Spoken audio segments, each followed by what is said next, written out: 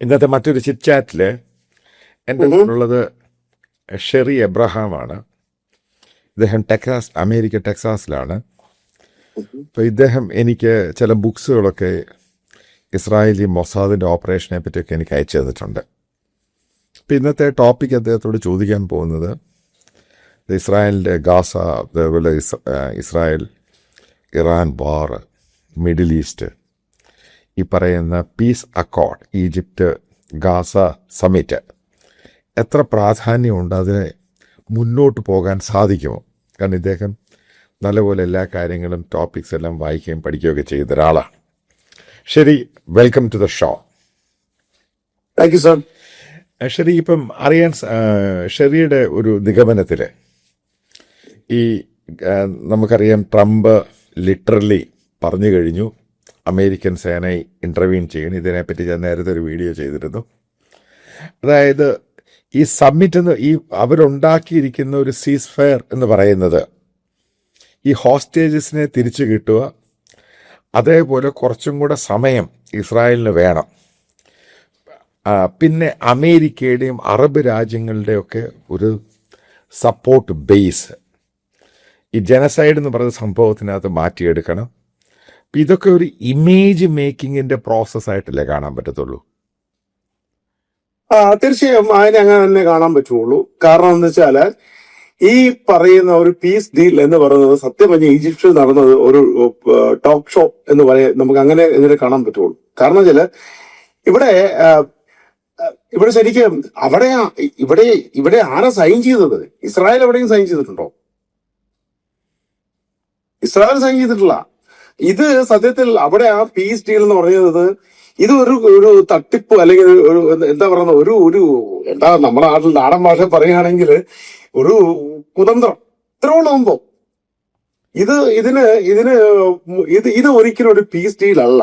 ശരിക്കും പറഞ്ഞാല് ഒരു നാടകീയമായ വെടിനിർത്തൽ മാത്രമാണത്. അല്ലാതെ ഇതിനകത്തൊരു പീസ് ഡീൽ വരില്ല ഒരിക്കലും. പീസ് ഡീൽ അത് it's not acceptable to Israel unless and until. കാരണം അതിനുശേഷം തന്നെ നമ്മൾ കാണാൻ സാധിക്കുന്ന ഏകദേശം 50% മുകളിൽ ലാൻഡ് ഈ ഗാസയിൽ ഇസ്രായേലിൻ്റെ കയ്യിലാണ്. അവരുടെ പട്ടാളക്കാർ പാർഷ്യലായിട്ടാണ് വിഡ്രോ ചെയ്തിരിക്കുന്നത്. അതെ, അതേപോലെ തന്നെ ഹമാസ് എന്ന് പറഞ്ഞ റാഡിക്കൽ ഇസ്ലാമിക് ഓർഗനൈസേഷനാണ്. അപ്പം ഗ്ലോബലായിട്ട് നമുക്ക് അറിയാൻ സാധിക്കുന്നത്, അതായത് പല സ്റ്റഡീസ് ആണെങ്കിലും പല പീസ് ഡീലിലും, ഇപ്പം IS ആണെങ്കിലും അൽ-ഖൈദ ആണെങ്കിലും മറ്റുള്ള ഹിസ്ബുള്ള ആണെങ്കിലും ഹൂത്തി ആണെങ്കിലും, ഇപ്പം ഇവരുമായിട്ടൊക്കെ ഒരു പീസ് ഡീൽ എന്ന് പറയുന്ന ഒരു സിവിലൈസ്ഡ് രാജ്യത്തിനെ എങ്ങനെ മുന്നോട്ട് പോകാൻ സാധിക്കും? പറ്റില്ല, ഒരിക്കലും പറ്റില്ല. കാരണം ഇസ്രായേൽ എന്ന് പറയുന്ന ഒരു ഡെമോക്രാറ്റിക് കൺട്രിയാണ് ശരിക്കും. ഓക്കെ, അവിടെയാണ് നമ്മൾ ഇസ്രായേൽ എന്ന് പറഞ്ഞത് എന്താണ് സത്യം എന്ന് പറഞ്ഞാൽ, ഞാൻ പറയാനൊരു കാര്യം ആഗ്രഹിക്കുന്നു. ചരിത്രം പഠിക്കേണ്ടവര്, ഹിസ്റ്ററി പഠിക്കേണ്ടവര് ആദ്യം ജൂയിഷ് ഹിസ്റ്ററിയാണ് പഠിക്കേണ്ടത്. അവരെന്താണെന്നുള്ളത് മനസ്സിലാക്കുക. അപ്പൊ ഈ പറയുന്ന അച്ചാന്റെ ചോദ്യത്തിന്റെ ഉത്തരം പറഞ്ഞാല് ഇതൊന്നും നടക്കത്തില്ല, ഇത് വെറുതെയാണ്.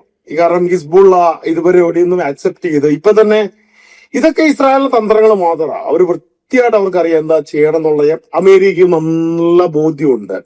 ഇപ്പം സത്യം പറഞ്ഞാൽ ഞാൻ ഇതിനെ കൂടുതൽ ഒരു ആഡ് ചെയ്യുന്ന കാര്യമുണ്ട്. ഇന്ത്യൻ ഗവൺമെന്റിന് ഇപ്പോഴും ഇത് മനസ്സിലായിട്ടില്ല എന്താണ് അമേരിക്കൻ ഗെയിം എന്നുള്ളത്. ബേസിക്കലി അതിൻ്റെ കാരണം അതിനുശേഷം അവർ അതിനകത്തുള്ള ഗാസയിലുള്ള മറ്റാൾക്കാരെ വെടിവെച്ച് കൊല്ലുന്നു. അതിൻ്റെ വീഡിയോ എടുത്തിട്ട് ഗ്ലോബലായിട്ട് അത് പബ്ലിഷ് ചെയ്യുന്നു. അതായത് ഒരു വെടിനിർത്തൽ, ഒരു സീസ് ഫയർ എന്ന് പറഞ്ഞു കഴിഞ്ഞാൽ ഇത്രയും 10-20 രാജ്യങ്ങളിലെ തലവന്മാർ വന്നിട്ട് അതിൻ്റെ പ്രധാനപ്പെട്ട 4 രാജ്യങ്ങൾ അവരെല്ലാം കൂടെ സൈൻ ചെയ്തിട്ട് എന്നിട്ട് അറബ് രാജ്യങ്ങളുടെ മുമ്പിൽ അത് നടത്താൻ വേണ്ടി, അത് എക്സിക്യൂട്ട് ചെയ്യാൻ വേണ്ടി ടർക്കിയെയും ഈജിപ്തിനെയും ഖറ്റാറിനെയും ഏൽപ്പിക്കുന്നു. ഇതിനകത്ത് ആദ്യത്തെ ഈ സംഭവത്തിൽ തന്നെ എനിക്ക് പിടികിട്ടി. ഇതിനകത്ത് ഈ പറയുന്ന എന്തോ ഒബ്ജക്റ്റീവ് എന്ന് പറയുന്നത്, മിലിറ്ററി ഒബ്ജക്റ്റീവ് എന്ന് പറയുന്നത്, ഇവർക്ക് ഇപ്പോൾ ഇസ്രായേലിന് കുറച്ചുകൂടി ഒരു സമയം വേണം. കാരണം സ്ട്രാറ്റജിക്കലി കുറച്ച് കാര്യങ്ങൾ പഠിക്കുകയും മനസ്സിലാക്കുകയും ചെയ്യണം. അതേപോലെ ഹമാസിൻ്റെ സ്ട്രെങ്ത് അവർക്ക് കുറച്ചും കൂടെ മനസ്സിലാക്കണം. അതേപോലെ ഗ്ലോബലായിട്ട് ഇസ്ലാമിക രാജ്യങ്ങൾ എത്ര ശതമാനം ഈ ഹമാസുമായിട്ട് തെറ്റിക്കണം, ഇതൊക്കെയാണ് സ്ട്രാറ്റജി എന്ന് എനിക്ക് തോന്നുന്നത്. എന്താ ഇതിനകത്ത് അച്ഛാ നമുക്കൊരു കാര്യം വളരെ സിമ്പിൾ ആയിട്ട് നമ്മൾ ആലോചിച്ചാൽ മതി. അച്ചായൻ തന്നെ ആദ്യം ഒരു വീഡിയോ ചെയ്തപ്പോൾ പറഞ്ഞു ഇതിന്റെ അവസാനം ഖത്തറിനെ കയറി അടിക്കുന്നു പറഞ്ഞു ഇസ്രായേൽ. 2 വർഷം മുമ്പ് അച്ചായന്റെ ഒരു വീഡിയോ ആയിരുന്നു. സത്യം പറഞ്ഞാൽ ഖത്തർ കയറി ഇസ്രായേൽ അറ്റാക്ക് ചെയ്തില്ലേ? എന്തായിരുന്നു മെസ്സേജ്? കൃത്യമായ മെസ്സേജ് ഇസ്രായേൽ കൊടുത്തത്. അമേരിക്ക അറിയാമെന്നല്ലോ പോയത്. അമേരിക്ക അറിഞ്ഞിട്ട് തന്നെയാണ് ഇസ്രായേലിനെ കയറി ഖത്തർ കയറി അറ്റാക്ക് ചെയ്തത്. മാത്രമല്ല അമേരിക്ക അഡ്മിറ്റ് ചെയ്തല്ലോ, അവരോട് പറഞ്ഞിട്ടാണ് പോയത്. ഞങ്ങളുടെ രാഷ്ട്രമെന്ന് പറഞ്ഞു ചുമ്മാ പറയുന്നത്, ഇതൊക്കെ ചുമ്മാ പറയുന്ന. അത് മാത്രല്ല ഈജിപ്തിൽ പിന്നെ ഈ ഒരു സമ്മിറ്റിന് മുമ്പ് ഇവരുടെ 3 പ്രൈം മിനിസ്റ്ററുടെ പിന്നെ അത് പൊളിറ്റിക്കൽ ആയിട്ടുള്ള 3 പേരെ ഒരു കാർ ആക്സിഡന്റിൽ തട്ടി. ആര് തട്ടി എന്നുള്ള ആർക്കും അറിയത്തില്ല. ഏതായാലും നിർണയം. അപ്പൊ ഇത് കൃത്യമായ മെസ്സേജ് അല്ല. ഇത് ഈജിപ്തിലേക്ക് ഖത്തറിൽ നിന്ന് ആദ്യം ഖത്തറിനെ അറ്റാക്ക് ചെയ്തു. അത് കഴിഞ്ഞ് ഈജിപ്തിൽ വെച്ചിട്ട് ഇവരെ 3 എണ്ണത്തിലേക്ക് തീർത്തു. 2 പേര് സീരിയസ് ആയിട്ട് ഹോസ്പിറ്റലിൽ കിടക്കുന്നു പറഞ്ഞു. അപ്പൊ എന്തായിരുന്നു ശരിക്കും ഇത് പ്ലാൻ നോക്കി ഇതെങ്ങനെ ഇത് വന്നതെന്ന് നോക്കി. അതെ, കാരണം എനിക്ക് വിശ്വസിക്കാൻ പറ്റാത്തൊരു സംഭവത്ത് പറയുന്നത്, ഇപ്പം ഈ ഖത്തറിന്റെ സീനിയർ ആയിട്ടുള്ള 3 നെഗോഷിയേറ്റേഴ്സ് ആണ് ഈ അപകടത്തിൽപ്പെട്ടിരിക്കുന്നത്, അല്ലാതെ വെറും ആൾക്കാരല്ല. അപ്പൊ അവര് ഈജിപ്തിൽ വരണം എന്നുണ്ടെങ്കിൽ ഈ ഒരു സംഭവമായിട്ട് ഇവർക്കൊക്കെ ഹൈലി പ്രൊട്ടക്റ്റഡ് ആണ്. അല്ലാതെ കാർ ആക്സിഡന്റ് ഒന്നും പെട്ടെന്നുണ്ടാകുന്ന സംഭവമൊന്നും ഒന്നുമല്ല. ഇത് തട്ടിക്കളഞ്ഞ. അതാ ഞാൻ പറഞ്ഞത്. ഇതിപ്പോ ഇതിന്റെ എന്തൊക്കെയൊക്കെ ദുരൂഹതയുണ്ട്. ഇത് വളരെ സിമ്പിൾ ആണ് സംഭവം. എന്ന് വെച്ചാല് ഞാൻ ഒരു കാര്യം അച്ചാരന് തിരിച്ച് ചോദിക്കട്ടെ. ഈ 2 വർഷമായിട്ട് ഖത്തർ മീഡിയേറ്റ് ചെയ്തിരിക്കുന്നു. ഖത്തർ ആദ്യം പറയാറുന്നല്ലോ, ഹോസ്റ്റേഴ്സിനെ വിട്ടുകൊടുക്കാൻ പറയാറുന്നല്ലോ. എന്തുകൊണ്ട് പറഞ്ഞില്ല? അല്ല, അതിനകത്ത് ഞാനൊരു കാര്യമുണ്ട്. ഇപ്പോൾ ഹോസ്റ്റേജസുമായിട്ട് ബന്ധപ്പെട്ട് വേറെയും പല ഇഷ്യൂസ് ഉണ്ട്. അത് മാത്രമൊന്നുമല്ല, ഈ ഹോസ്റ്റേജസിനെ പെട്ടെന്ന് വിട്ടുകൊടുക്കുകയാണെങ്കിൽ ഇസ്രായേലിൽ ഇതേപോലെ അറ്റാക്ക് ചെയ്യാൻ പറ്റത്തില്ല. അതെ, അല്ല അത് ശരിയാണ്. തീർച്ചയായും ഈ ഹോസ്റ്റേഴ്സിനെ പെട്ടെന്ന് വിട്ടുകൊടുക്കുകയാണെങ്കിൽ ഇസ്രായേൽ ഇങ്ങനെ സത്യമായി ഇതൊരു വെൽ പ്ലാൻഡ് ആയിട്ടുള്ള പ്രീ പ്ലാൻഡ് ആയിട്ടുള്ള ഒരു ഓപ്പറേഷൻ അല്ല. രണ്ടാമത്തെ ഉണ്ട്, ഇപ്പൊ ഹോസ്റ്റേജ് ഇത് കഴിഞ്ഞിട്ട് പെട്ടെന്ന് ഇവർ റിലീസ് ചെയ്യുകയാണെങ്കിൽ ഇസ്രായേലിന് ഹിസ്ബുള്ളെ അടിക്കാൻ പറ്റുമോ? പറ്റത്തില്ല. ഇസ്രായേൽ ഇറാനെ അടിക്കാൻ പറ്റുമോ? പറ്റത്തില്ല. സിറിയ കയറി ചെയ്യാൻ പറ്റുമോ? പറ്റത്തില്ല. ലെബനനിൽ കയറി പറ്റത്തില്ല. അപ്പൊ അതാ പറഞ്ഞ ഇത് വെൽ പ്ലാൻഡ് ആയിട്ട് നേരത്തെ കാലത്ത് ഇവര് വെൽ പ്ലാൻഡ് 10 വർഷം മുമ്പേ പ്ലാൻ ചെയ്താണ് ഇതെല്ലാം. അല്ലാതെ ഒരു സുപ്രഭാതത്തിൽ ഇവിടെ അച്ചാന്ന് തോന്നുന്നുണ്ടോ പിന്നെ ഹിസ്ബുള്ളയുടെ അവരുടെ ആൾക്കാർ ഇന്ന് പേര് മുഴുവൻ പൊട്ടിയെന്നുള്ളത്? അല്ല, ഹിസ്ബുള്ളയുടെ സംഭവം അത് എനിക്ക് തോന്നുന്നു ഈ ഒക്ടോബർ 8 എന്ന് പറയുന്ന 2 വർഷം മുമ്പ് ഉണ്ടായ സംഭവം എന്ന് പറയുന്നത് ഈ ഹോളോകോസ്റ്റിന് ഇസ്രായേലിനെ പറ്റിയ ഒരു ഭയങ്കര ബ്ലണ്ടറാണ്. അതിനുശേഷം അവര് പാഠങ്ങൾ പഠിച്ച് അതിൻ്റെ അത് ശരി മനസ്സിലാക്കേണ്ടതാണ് എങ്ങനെയാണ് അവര് ഈ ഇറാനിലെ എക്സിക്യൂഷൻ നടത്തിയത്. ഇതൊരു ലോക ക്ലാസിക്കിന്റെ ഭാഗമാണ്. അതിന് കാരണം എന്ന് വെച്ചാൽ അതിന് മൊസാദ് എന്ന് പറയുന്നത് തന്നെ നമ്മൾ അറിയണം. എന്താണ് മൊസാദ്? ഇസ്രായേൽ എന്ന് പറയുന്ന 1948 മെയ് 14 ഉണ്ടായ രാജ്യമാണ് ഇസ്രായേൽ. ഇസ്രായേൽ രാജ്യം ഉണ്ടാകുന്നതിന്റെ പുറകിൽ വർക്ക് ചെയ്തത് അന്ന് മൊസാദ് ഉണ്ടായിരുന്നു. അത് ഞാൻ പറയാം. അത് തിയോഡോർ ഹെർസൽ എന്ന് പറയുന്ന ഒരു മനുഷ്യനുണ്ടല്ലോ, ഒരു ഓസ്ട്രിയൻ ജൂ ആയിരുന്നു.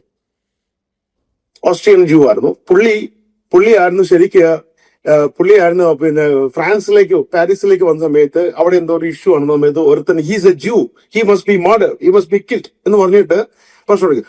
അന്ന് പുള്ളിക്ക് തിരിച്ചറിഞ്ഞു ഇന്ന് ജൂതനെതിരെ ശക്തമായിട്ട് യൂറോപ്പിലൊക്കെ ഉണ്ട്. അങ്ങനെയാണ് പുള്ളി റൈറ്റ് ഓഫ് റിട്ടേൺ എന്ന് പറയുന്ന, അതായത് നമ്മള് മലയാളത്തിൽ പാടത്തില്ലേ, സിയോൻ സഞ്ചാരി ഞാൻ യേശുവിൽ ചാരി ഞാൻ, അതന്നെ അതാണ് സിയോണിസം, അതാണ് സിയോൺ. അപ്പം റൈറ്റ് ഓഫ് റിട്ടേൺ. അങ്ങനെയാണ് അവര് ശരിക്ക് അതിലേക്ക് ആദ്യത്തെ അവരുടെ കൺവെൻഷൻ നടന്നത് ശരിക്ക് ജനീവയിൽ വെച്ച് അങ്ങോട്ടായിരുന്നു, തിയോഡോർ ഹെർസലിന്റെ നേതൃത്വത്തില്. അന്നാണ് പിന്നെ റഷ്യൻ ജൂ ആയിരുന്ന ഡേവിഡ് ബെൻഗുരിയോൺ. നമ്മൾ ശരിക്കും പഠിക്കണം, ശരിക്കും ജ്യൂസിൽ നിന്ന് പഠിക്കണം. അതിനകത്ത് എനിക്ക് ഏറ്റവും ക്ലാസിക്കായിട്ട് തോന്നുന്ന, വേൾഡ് ക്ലാസിക്കായിട്ട് തോന്നിയത്, നമ്മളിപ്പോ ഒരു സിനിമ കാണുന്നു, അതിന്റെ ഇമാജിനേഷൻ ഒക്കെ പുറത്താണ് ഇത്. അതാണ് അതിന്റെ ക്ലാസിക് എന്ന് പറയുന്നത്. അവര് പ്രാക്ടിക്കലായിട്ട് ചെയ്ത് കാണിക്കണം, ഒരു ഇമാജിനറി അല്ല ശരിക്കും. അതെ, അവര് ഇത്ര ദിവസം മുമ്പ് അവിടെ ചെല്ലുന്നു, അവര് അവിടെ ഈ ഇറാന്റെ അകത്ത് അവിടെ പോയിട്ട് പ്ലേസ് ഉണ്ടാക്കിയിട്ട് പെനട്രേറ്റ് ചെയ്ത് ഈ പറയുന്ന എക്യുപ്മെന്റ്സ് മുഴുവനും മുഴുവൻ അവര് എന്നിട്ട് അവിടുന്ന് സത്യം പറഞ്ഞാൽ അച്ഛാ നോക്കിയ 12-13 ദിവസം ഇറാന്റെ മുകളിൽ കടന്ന് സംഹാര താണ്ടാവും ആടുകായിരുന്നു. അയ്യോ അത് കാരണം ആ ഒരു സന്ദർഭത്തിലാണ് എയർ ഡിഫൻസ് സിസ്റ്റം അതിനകത്ത് ഞാൻ ഏറ്റവും കൂടുതൽ സമ്മതിക്കുന്ന ഒരു സംഭവമുണ്ട്. ഇത്രയും അവിടെ ജൂയിഷ് ആയിട്ടുള്ള ഈ പറയുന്ന സ്പൈ ഓർഗനൈസേഷൻ ഇറാന്റെ അകത്ത് കയറിയിട്ട് ഡ്രോൺസ് വെച്ചിട്ട് ഇവരുടെ കീ ആയിട്ടുള്ള മിലിറ്ററി ലീഡേഴ്സിനെ ഒറ്റ പ്രാവശ്യം ഇസ്രായേലിന്റെ അറ്റാക്കും ഇവരെ തീർക്കുകയും അതൊരു ആ പ്ലാൻ എന്ന് പറയുന്നത് അത് പ്ലാൻ എന്ന് പറഞ്ഞാൽ ഭയങ്കര ഇന്റലിജൻസ് ആണ് ശരിക്കും. ഭയങ്കര അവരുടെ മൊസാദ് എന്ന് പറഞ്ഞാൽ ഭയങ്കര മൊസാദിനെ കുറിച്ച് പറയുന്നത് എന്താണെന്നറിയോ, ദ ബെസ്റ്റ് കില്ലിംഗ് മെഷീൻ എന്നാ പറയുന്നത്. അതെ കില്ലിംഗ് മെഷീൻ അവരെ പറ്റി പറയുന്നത്.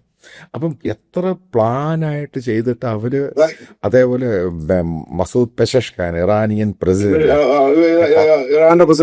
100-300 കിലോമീറ്റർ ദൂരെ മാറി രഹസ്യമായിട്ട് ഒരു സ്ഥലത്ത് പോയിട്ട് അവിടെ ഇറാന്റെ മിലിറ്ററി ലീഡേഴ്സിനെ കാണുന്ന സമയത്ത് സ്ട്രാറ്റജിക് ആയിട്ടുള്ള അവരെ ഉൾപ്പെടെ അവരെ ട്രേസ് ചെയ്ത് കഴിഞ്ഞിട്ട് പിന്നീട് അടുത്ത സംഭവം അടുത്ത കാരണം ഞാനിത് വായിക്കുമ്പോൾ ത്രില്ലിംഗ് അല്ല, അതിൻ്റെ അകത്ത്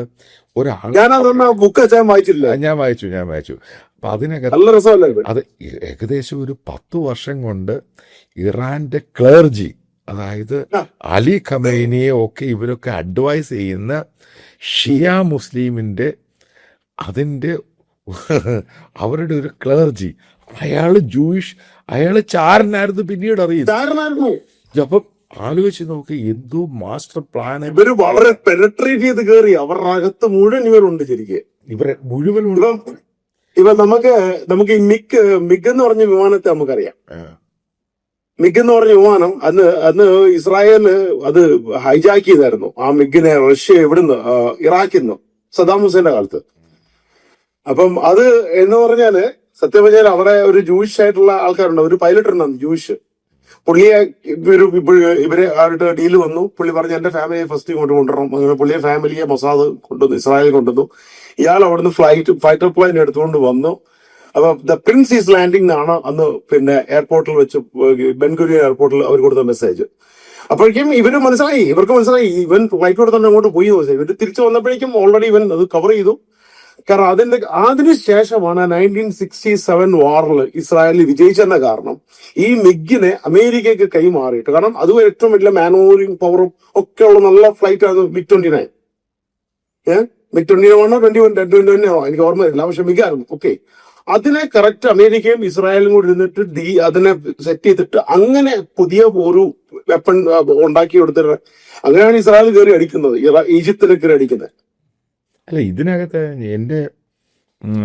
ഞാൻ മനസ്സിലാക്കിയെടുത്തോളം അതേപോലെ തന്നെ അലി ഖമൈനി എവിടാണ് ഇരിക്കുന്നത് അയാള് അവർക്കറിയാം. അവർക്ക് കൊല്ലണം എന്ന് വെച്ചാൽ ഏത് നിമിഷം അവർ കൊല്ലും. അത് തട്ടട്ടെ എന്ന് അമേരിക്കൻ പുള്ളി വീറ്റോ ചെയ്ത് എല്ലാവർക്കും പുള്ളിയും അതുകൊണ്ടാണ്. അപ്പം മനസ്സിലാക്കേണ്ടത് ഈ വാർ ഓപ്പറേഷൻ എന്ന് പറയുന്നത് കൺവെൻഷണൽ വാറിനേക്കാൾ ഉപരി അതിനകത്ത് ടെക്നോളജിയും മൈൻഡും, അതായത് മൈൻഡും ബ്രില്യൻസും വെച്ചോണ്ടാണ് ഗെയിം കളിക്കുന്നത്.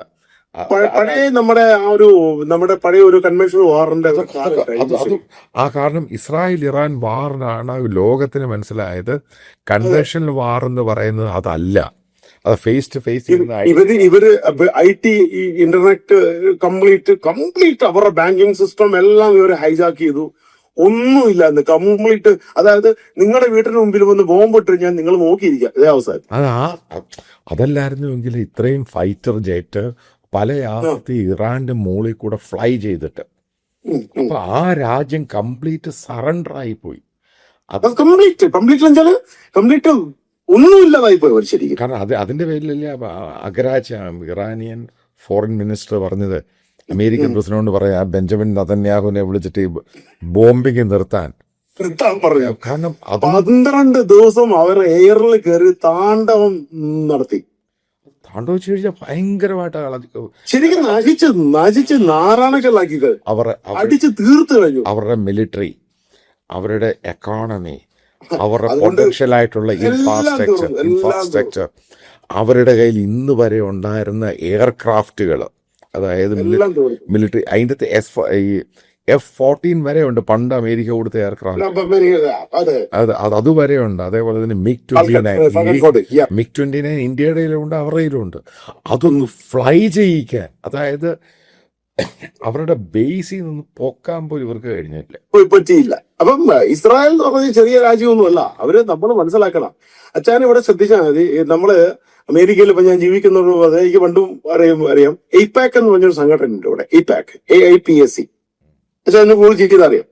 American Israel public affairs committee. അത് ഭയങ്കര പവർഫുൾ ആയ ഇതാണ്, ജൂയിഷ് ലോബിയാണ് ശരിക്കും. എല്ലാ വർഷവും ഇസ്രായേലി പ്രസിഡന്റ്, പ്രൈം മിനിസ്റ്റർ ഇവിടെ വന്ന് ഇവരെ അഡ്രസ് ചെയ്യും. അമേരിക്കൻ പ്രസിഡന്റും വരും. സംഭവം നമ്മളുടെ വലുപ്പമല്ല പ്രശ്നം, നമ്മൾ എന്താണെന്നുള്ളതാണ് ഇതിനകത്ത് ഏറ്റവും ഇമ്പോർട്ടന്റ്. ഇവര് ഭയങ്കര പവർഫുൾ ആണ് ജൂയിഷ് കമ്മ്യൂണിറ്റി. കാരണം ഗ്ലോബലായിട്ടുള്ള ഒരു ബിസിനസ് ഇൻവെസ്റ്റർ ബാങ്ക്, അവര് കച്ചവടക്കാര്, ട്രേഡ്, ബിസിനസ്, ഇൻവെസ്റ്റ്മെന്റ്, വെനീസിലെ വ്യാപാരി എന്ന് പറഞ്ഞ ബുക്ക്, മർച്ചന്റ് ഓഫ് വെനീസ്. അതേപോലെ തന്നെ ഇപ്പം ഈ സൗദി അറേബ്യ തന്നെ അത് ഗ്ലോബലായിട്ട് അവരാരോടും പറയാത്തൊരു സംഭവമുണ്ട്. പുതിയ സിറ്റിയൊക്കെ ഉണ്ടാകുന്നു. അതിന് അമേരിക്കയിൽ നിന്ന് ഇവർ കൊണ്ടുവന്ന ഈ ആൾക്കാർ മുഴുവൻ ജൂയിഷ്, അത് ജെറാഡ് കുഷ്ന, അത് ഓർത്തഡോക്സ് ജൂ. അയാൾക്ക് ഇൻവെസ്റ്റ് ചെയ്തേക്കുന്നത് സൗദി അറേബ്യ. ആലോചിച്ച് നോക്കുക, അയാളുടെ ഏറ്റവും വലിയ invest Saudi Arabia. Mohammed bin Salman. അന്ന് ആലോചിച്ച് നോക്കിയേ. അപ്പൊ ഇത് ഈ ആൾക്കാരോട് പറയുന്ന പൊട്ടത്തരോ, അവരെന്താണ് പ്രവർത്തിക്കുന്നത് റിയാലിറ്റി എന്ന് പറയാം. പിന്നെ ഇത് കാര്യമുണ്ട്, ഇതൊന്നും നമ്മുടെ നാട്ടിലെ കുറെ വൃത്തികെട്ടന്മാർക്ക് പറഞ്ഞാൽ മനസ്സിലാകല്ലേ. അല്ല, പിന്നെ മറ്റൊരു കാര്യമുണ്ട് ഇതിനകത്ത് ഞാൻ മനസ്സിലാക്കിയെടുത്തോളം.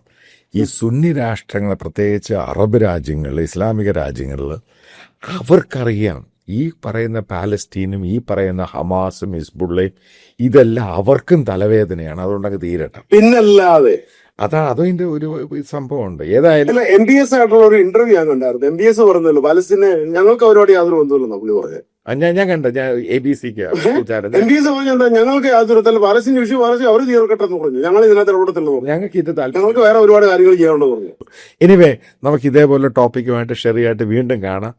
കൂടുതൽ ടെക്നിക്കൽ ആയിക്കോട്ടെ. Thank you. എന്തായാലും ഞാനൊരു കാര്യം പറയാം, നമ്മുടെ ഇന്ത്യൻ ഡിപ്ലോമസി കുറെ കൂടെ മാറ്റം വരട്ടുണ്ട് ഫോറിൻ പോളിസിയിലൊക്കെ. അല്ല, അതിൻ്റെ ചില കാര്യമായ മിസ്റ്റേക്സ് ഉണ്ടായിട്ടുണ്ട്. അത് ചില സീനിയർ ആയിട്ടുള്ള ഇന്ത്യൻ ഡിപ്ലോമാറ്റ്സും സമ്മതിക്കാൻ തുടങ്ങി. പെട്ടെന്ന് ചൈനയെ പോയി തെറ്റായി പോയി. പിന്നെ അതൊക്കെ ഞാൻ അച്ഛനോട് ഒരു കാര്യം പറ്റി. ഇവിടെ അച്ഛനോട് കഴിഞ്ഞ ദിവസം ഒരു ചോദ്യം ചോദിച്ചു, ശരിക്കും ശമ്പളം കൂട്ടുന്നുണ്ടോ എന്ന് ചോദിച്ചു. കൃത്യമായ ചോദ്യമാണ്. എനിക്ക് ശമ്പളം കൊണ്ടുപോയി $5000 ബോണസ് ഉണ്ട് കഴിഞ്ഞ ദിവസം. ഓക്കെ, അപ്പൊ ഇവിടെ അമേരിക്കയിൽ ഈ പറയുന്ന ഇത് ഞാൻ പറഞ്ഞ റീസെറ്റിംഗ് ആണ് അമേരിക്ക നടക്കുന്നത് ഇപ്പം ഈ ട്രംപ് കാണിക്കുന്നത്. കാരണം ഇവിടെ ഒരുപാട് കറപ്റ്റഡ് ആയ ആൾക്കാരുണ്ട്. ഇതിനെ എല്ലായിടത്തും ഓർഡർ ചെയ്യുക പുള്ളി. പിന്നെ പുള്ളിയുടെ സ്വഭാവം അറിയാലോ, പുള്ളി വായി വരുന്ന അന്നേരം കോതയ്ക്ക് പാട്ടുന്ന പോലെ പറയുന്നത് മാത്രമേ ഉള്ളൂ. അല്ലാതെ പുള്ളി ഈ കൺട്രിക്ക് വേണ്ടി തന്നെ നന്നായിരിക്കുന്നത്. ഇത് എന്ന് വെച്ചിട്ട് ഇവിടെ ആരെയാ പറഞ്ഞു വിടാൻ പോകുന്നത്? ആരെയൊന്നും പറഞ്ഞു വിട്ടിട്ടില്ല. പോകണ്ടെന്നൊക്കെ പോയിട്ടുണ്ട്. കാരണം വെച്ചാൽ ക്രിമിനൽ ആയുള്ള ആൾക്കാരെയൊക്കെ പുള്ളി അടിച്ചിട്ടുണ്ട്. ഇതൊക്കെ തന്നെയാണ് നടക്കുന്നത്, അല്ലാതെ വേറെ ഇഷ്യൂസ് ഒന്നും ഇവിടെ ഇല്ല. നമുക്ക് അടുത്ത സമയത്ത് ഇതേപോലെ ഈ ടോപ്പിക് ഡിസ്കസ് ചെയ്യാം. Anyway, thank you very much. Bye. Thank you. Okay, ആയിക്കോട്ടെ. ദൈവം അനുഗ്രഹിക്കട്ടെ. Thank U.